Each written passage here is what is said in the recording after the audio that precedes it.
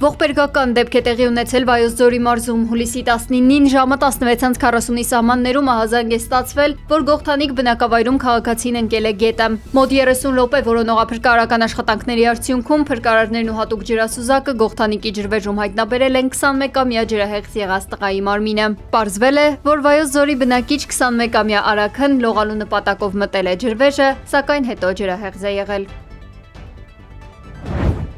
Հայաստանում մեկ օրում 2 մարդ է խեղդվել։ Հերթական ողբերգական դեպքը տեղի է ունեցել Լոռու մարզում։ Հուլիսի 19-ին ժամը 17:50-ի սահմաններում Շիրակամուտ բնակավայրի գետը քաղաքացի է ընկել։ Քիչ անց պարզվել է, որ տղամարդը ջրահեղձ է եղել։ Մոտ 1 ժամ տևած որոնողական աշխատանքներից հետո ջրասուզակը գետում հայտնաբերել է ջրահեղձ եղած քաղաքացու մարմինը եւ այն դուրս բերել։ Քաղաքացին Լոռու մարզի բնակիչ 43-ամյա Վաչագան Հն է։ Դեպքի հանգամանքները պարզվում են։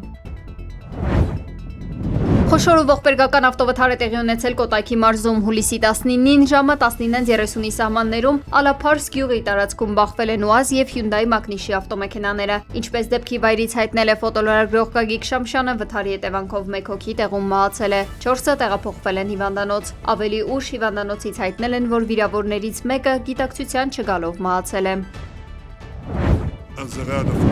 Իսրայելը փոշմանել է Հայոց ցեղասպանության ճանաչման հարցում Բաքվից զանգ ստանալուց հետո, գրել է իսրայելական Haaretz թերթը։ Իսրայելցի պաշտոնյաները հավաստիացրել են ադրբեջանցի գործընկերներին, որ այդ հարցը դուրս է գալու Քնեսեթի օրակարգից, գրել է պարբերականը։ Թերթի աղբյուրը հայտնել է, որ Նեթանյահուն արգելափակել է քվեարկությունը այն բանից հետո, երբ Ադրբեջանի նախագահի խորհրդականը կապ է հաստատել իր գրասենյակի հետ։ Ադրբեջանական հարթակները գրում են, որ զանգողը եղել է Հիկմեթ Հաջիևը։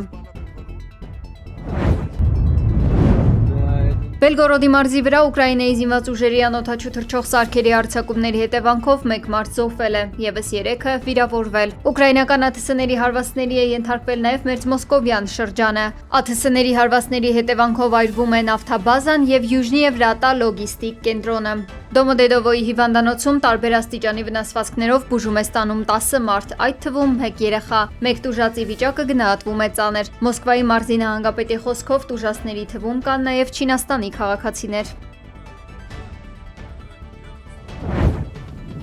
ԱՄՆ զինված ուժերի կենտրոնական հրամանատարությունը հայտարարել է, որ ավարտել է Իրանի ուղղությամբ հարվածների 9-րդ անընդմեջ շարքը։ Հարձակման է ենթարկվել նաև Թավրիզը։ Ենթադրվում է, որ հարված է հասցվել հրթիռային փորձարկման կայանին։ Ըստ իրանական ԶԼՄ-ների, ԱՄՆ-ն կրկին հարվածել է Չաբահար եւ Կետարակ նավահանգիստների ուղղությամբ։ Պայթյուններ են որոտացել նաև Չաբահար, Մահշահր եւ Իմամ Խոմեյնի քաղաքներում։ Իսլամական հեղափոխության պահապանների կորպուսն էլ հայտնել է, որ հակաօդային պաշտպանության համակարգերը ամերիկյան MQ-9 հարվածային ԱԹՍ ոչնչացրել Իրանի տարածքում։ Հորմուզի նեղուցում պայթեցվել են 2 օրինախախտ լցանավեր, որոնք նավարկել են ԱՄՆ-ի հովանու ներքո։ Թեհրանը վճռականորեն հայտարարում է, որ ցանկացած նավթի տարանցում փակ է, քանի դեռ ամերիկյան ագրեսիան չի դադարել։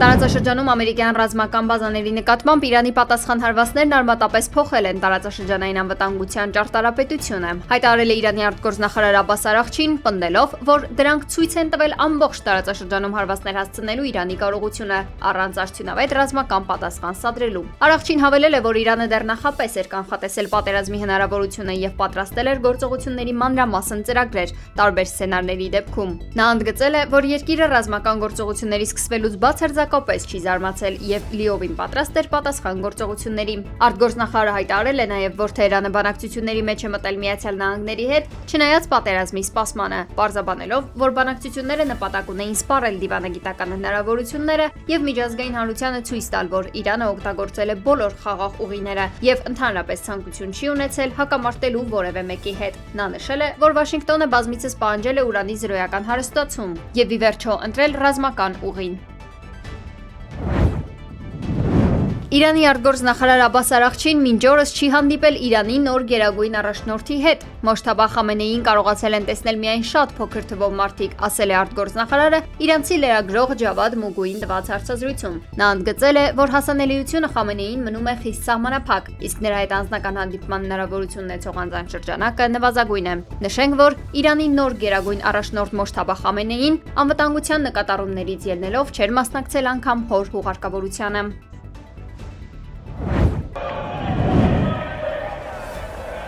Իսպանիայի ազգային հավաքականը դարձել է 2026 թվականի ֆուտբոլի աշխարհի առաջնության հաղթող։ Եզրափակիչում նվազագույն 1-0 հաշվով առավելության հասնելով գործող չեմպիոն Արգենտինայի նկատմամբ։ Հանդիպումը կայացել է Նյու Ջերսիի MetLife մարզադաշտում եւ անցել լարված ու համառ պայքարում։ Հանդիպման միակ գոլի հեղինակը դարձել է Ֆերան Տորեսը։ Բացի համառ պայքարն ու գեղեցիկ խաղը, առաջին անգամ աշխարհի առաջնության պատմության մեջ մոտ 30 րոպե ընդմիջում է գրանցվել։ Ընդմիջման ժամանակ երաժշտական գլխավոր դերակատարներն են եղել BTS խումբը, Մադոննան, Շակիրան, Ջասթին Բիբերը, Coldplay-ը, շոուին ներկա են եղել հայտնի դեմքեր։ Իսպանիայի հավաքականին գավաթը հանձնել են ԱՄՆ նախագահ Դոնալդ Թրամփն ու FIFA-ի նախագահ Ջանի Ինֆանտինոն։ Այսպիսով աշխարհի առաջնության ոսկե մեդալները բաժին են հասել Իսպանիայի հավաքականին, իսկ Արգենտինան ավարտել է մրցաշարը փոխչեմպիոնի կարգավիճակով։ Սեփական հավաքականի պարտությունը դժվարությամբ են մարսում արգենտինացիները։ Բուենոս Այրեսում անկարգություններ են սկսվել այն բանից հետո, երբ Արգենտինայի հավաքականը 1-0 հաշվով պարտվել է Իսպանիայի ընտրանուն։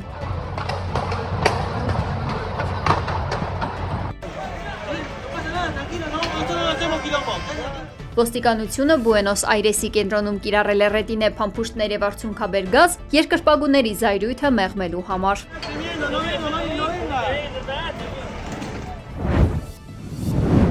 ԱՄՆ փոխնախագահ Ջեյդի Վենսը հայտարարել է իր եւ իր կնոջ Ուշա Վենսի 4-րդ երեխայի ծննդյան մասին։ Վենսը սոցիալական ցանցերում արված գրառմամբ հայտնել է, որ իրենց որդին Ալեք Նիլ Վենսը ծնվել է կիրակի առավոտյան։ Ուշան եւ երեխան իրենց լավ են զգում, իսկ մեր երեխաներն անչափ ուրախ են հանդիպելու իրենց փոքր եղբորը, գրել է Վենսը։ Associated Press-ի տվյալներով սա ավելի քան 150 տարվա ընթացքում առաջին դեպքն է, երբ գործող ԱՄՆ փոխնախագահի ընտանիքում երեխա է ծնվում։ Զույգն ունի եւս 3 երեխա՝ 9-ամյա Յուենը, 6-ամյա Վիվեկը եւ 4-ամյա Միրաբելը։